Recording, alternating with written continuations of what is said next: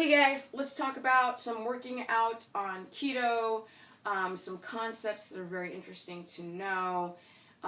What is the intensity level that you should take when you're first trying keto adapt? So a lot of you guys are like, you have this concept of, I'm going to hit it hard at the gym. We're going to hit it hard. Yes. No. Unfortunately, you have to go from this level of working out to taking it down to a lower level, because obviously when you're not adapted, the things that you want to try to avoid is, to be more catabolic than you are anabolic. We want to be more. It's a balancing thing, right? You got to balance. And you have to do whatever it takes. If you're not willing, don't do keto right now, because if you don't want to lose muscle, if you don't want to feel tired, if you don't want to feel depressed, if you don't want to go through the keto flu, you're going to have to crank down your workouts. Not only do you have to crank down your workouts, you cannot work out at night. You won't be able to do it. You will not be able to adapt. You're going to feel people's keto flu stage lengthens when they continue to try to work out at night, especially if you're on caffeine. This is also a problem if you don't want to lose muscle, because we know that caffeine pushes your body, pushes your adrenals to pump out more adrenaline. See, this is a problem if you're already having issues with your adrenal glands, and unfortunately most athletes do, because they being an athlete does not mean you're healthy. I'm really sorry. Just not. Actually, probably you're unhealthy, because you keep pushing your body more into sympathetic state in more hours of your day. I was saying before that there's two halves of your day. The evening, you have to rest and digest. People don't do that. They're still in the fight or flight mode throughout their day, which is a sympathetic zone. You have to have two zones, because if you don't have two, you're not going to maximize your physical business. This is the business. Yes, this is the business at 48. So funny, people catch videos are like, oh, it's so great that you're 46. I'm like, no, I'm 48 now. Time just keeps moving. Anyway, here we go. So when you're at the gym, I say in your first 4 weeks, even perhaps some for 6, to the power lifters, the CrossFitters, the WODs, you got to crank it down, yo. You got to crank it down. You either got to crank it real down, or you're just going to have to do something else in that time period. We want time under tension, which is really about the contraction on the negative. You're going to contract both ways, like you're wringing out a rag for every drop of water to come out. We want deep contractions to wake up the mitochondria in your muscle cell. We want those GLUT4 receptor sites to be developed and pop out and take up any excess glucose to allow ketones to be made. Guys, it's really important. These are things that people don't consider. They think, well, I'm going to go to the gym and sweat. It ain't about sweating. Sweating doesn't make you lose body fat. Sweating makes you lose electrolytes. And then you guys don't drink enough water. You drink too much water. I drink 2 gallons a day. I drink 1 gallon a day. That might be too much. The more water you have to drink, and the more thirsty you become, because your cells don't hold on to water as well if you're just constantly drinking water. So learn about your electrolytes. You guys have too low potassium. And for those people who work out, you need potassium, you need magnesium, and super important, sodium, water. Ooh, I got my little voice tripping out because it's early in the morning. I got energy. Okay, so you guys see I'm super cranked up on ketones. Time under tension is a smarter way. If you have to just, ramp it down, because sweating is not indicative of anything except pushing your body to raise your heat level. That's your temperature level. That's not the issue of making ketones. It's about how you flex that muscle this way, contract that mother sucker, and this way, slowly down, pressing down and pressing up. You want to do time under tension in the beginning, because if I'm doing time under tension, I'm going down on the negatives, then my heart rate isn't way up here. I'm not reaching that cortisol zone, which is going to kick me into gluconeogenesis when my body's still addicted to sugar. We got to clear out the sugar, y'all, to then make the ketones. But then we have to use the ketones. Just because you can make the ketones doesn't mean that you are using them. So urine strips don't work. So prove it, people. I'm pissing them off all the time. Well, y'all shouldn't have come to me. Prove it, people keep completely coming to me, driving me crazy with come to our multi-level marketing company. And I'm like, no. Well, there's benefits. Well, now they're saying, oh, well, we never said that it gets you into ketosis and makes you lose weight. I'm like, bullshit, because I have people emailing me all day long about it. We're saying that we get the like mental clarity benefits of it. What? No. I've got people who I've coached, so many dozens and dozens and dozens that can make ketones not in the urine. Remember, if it's going in the urine, it's coming out of you.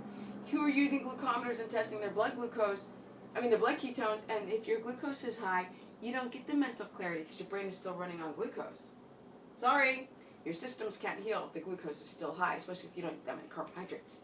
We want the glucose to go down and the ketones to rise, and even though your glucose goes down and your ketones rise, those ketones still can be unusable if you have a histamine issue.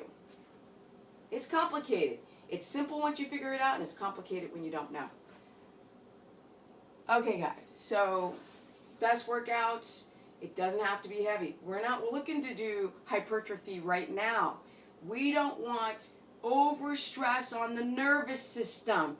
You guys are overstimulated, so unfortunately, you are addicted to adrenaline.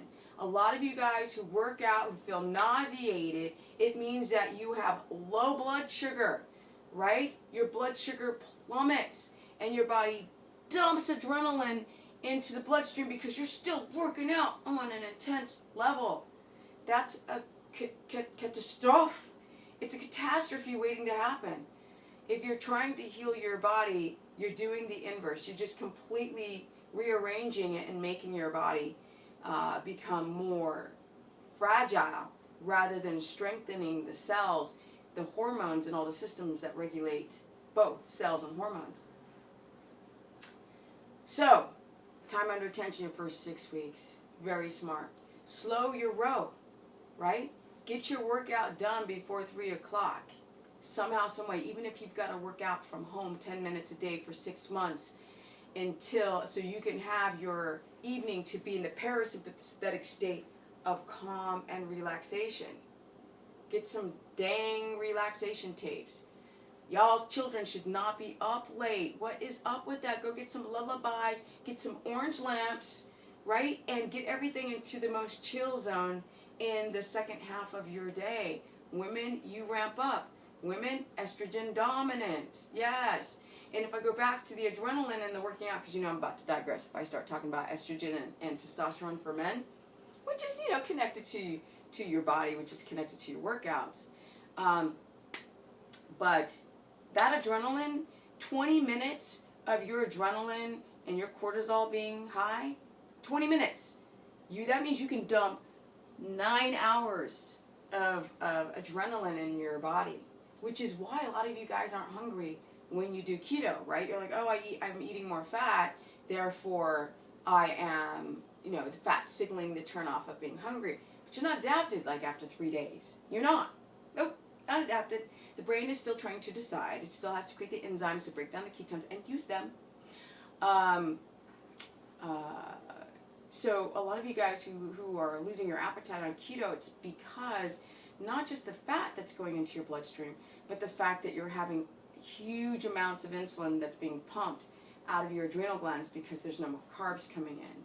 And your body's trying to get the glucose back up through gluconeogenesis, and your cortisol remains too high. We're overstimulated. We have decision fatigue. Can you believe that? People are exhausted, not even from using their body, but from overstimulating the brain.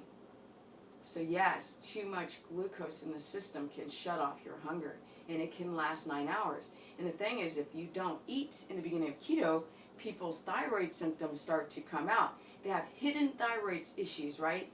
Their body can make thyroid stimulating hormone, but all of a sudden the thyroid hormones aren't getting into the cells. That's a problem. Then the hair starts coming out in clumps, and they think it's keto doing that. It's not. It's the application of it.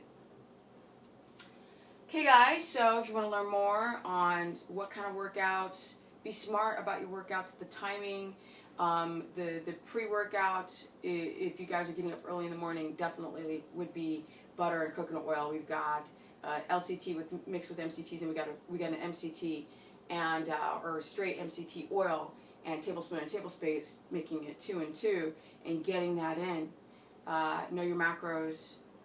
Don't eat too much protein. Don't eat too little protein. But if you are working out with less intensity and you're doing more time under tension workouts, you won't have that catabolic domino effect, so therefore you won't have to worry about any loss of muscle. Now when it comes to working out and having your pump go down, your kidneys will learn how to readjust. It's the body dumping a lot of water, because if every gram of carbohydrate that you eat, your body's holding on to 2.8 grams of water, which is like one bite chomp of like oatmeal, your body holds on to 3 bites of oatmeal water.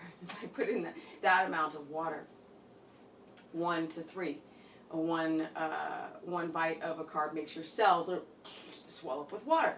You dump a lot of water in the beginning and the pump goes down. But eventually your kidneys know how to rebalance themselves and the pump comes back, and then the bubbly shape of your muscles come back. A lot of people don't wait long enough for this chain reaction to happen. Yes, yes, yes. Can fitness people do keto? Yes. Can bodybuilders do keto? Yes. Can powerlifters do keto? Yes. But because you are not running on rocket fuel, the way that you apply keto is critical. Critical. The amount of fat that you have consumed as a lifter is on an astronomical level. Know what fat you can digest. Know if you have issues with your gallbladder, because that's what's probably making you nauseous. Some of you have diarrhea. Check out your coconut oil and your MCT oil, because that might be the problem. Some people can't discern the difference between diarrhea from not having having like a sludged up molasses gallbladder or stones, or they don't know the difference between, oh, it's just my coconut oil. Know your body. Know your macros. Look at food and know the macros. All of these things are relevant when you're trying to work out. You need to break the fast. Do not ever go to the gym completely fasted. I don't care if you wake up at 4 in the morning. If you've got to dump some fat into a tea and drink it, that's what you got to do. But you have to send signals from the digestive system to the middle of your brain that you are no longer in a famine. That's what you need to do.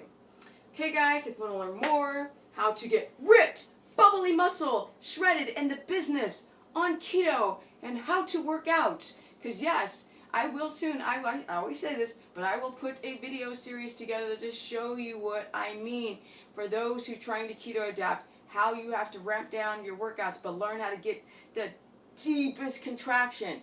Yes, we want the GLUT4 receptor sites to pop out. We want our muscles to clear out the glucose so it doesn't turn into fat, so it doesn't stay in your bloodstream, preventing ketones to be used. Yes, that's what we want. Don't work out at night. Learn how to put yourself into the parasympathetic zone in the latter half of your day. And those are my tips on how to work out on keto. And realize that if you got to throw up when you're working out, if you get a little, it's too much adrenaline. And that's when you become adrenaline junkies, and that's when you have issues with your adrenal glands, and that's when glucagon doesn't work in opposition with insulin, right? Insulin's high, glucagon is low, and then they switch places, and when your adrenals are being funky, that doesn't work, yes? And that's a little sign of insulin resistance. We don't want that. Okay guys, if you want to learn more on how to keto adapt, or how to work out on keto, or the principles or the thoughts, go to stephanieperson.com, or go to Stephanie the Business. I know! Stephanie the Business Person on my Facebook fan page. Too long of a friggin' name, but it's already out there. Or Stephanie Ketogenic on my Instagram. And I'm about to keto. Peace out.